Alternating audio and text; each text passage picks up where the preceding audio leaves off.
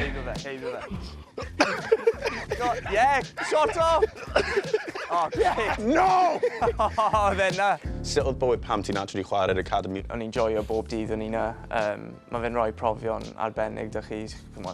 Chwarae erbyn teams Arsenal, Chelsea, Liverpool. Oedd wedi rhoi chance i fi wario i Cymru hefyd, rhywbeth o'n i'n moyn neud ers o'n i'n 5 neu 6 yn wario mas y gardd. Dyna'r breuddwyd i pob bach yn ifanc efo i chwarae yn y Premier League i bod yn professional footballer.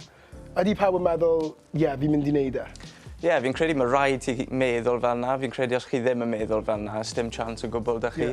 So mae rhaid chi meddwl amdano bod yn proffesiynol, mae rhaid chi meddwl amdano wario yn y Premier League, wario i Cymru, pethau fel yna. So, Dwi'n meddwl, dyn ni gyd yn cael profiad y tebyg i raddau. O'n i'n chwarae yn academi o dreigiau, o tua 16 i 21, a wedyn ges i fy ngollon o fyna fyd. Fi'n cofio fel oedd e'n ddo yn reception, a wedyn, nhw'n just gweud oedd dim contract yn ni, yn mynd mlaen, a that was that really.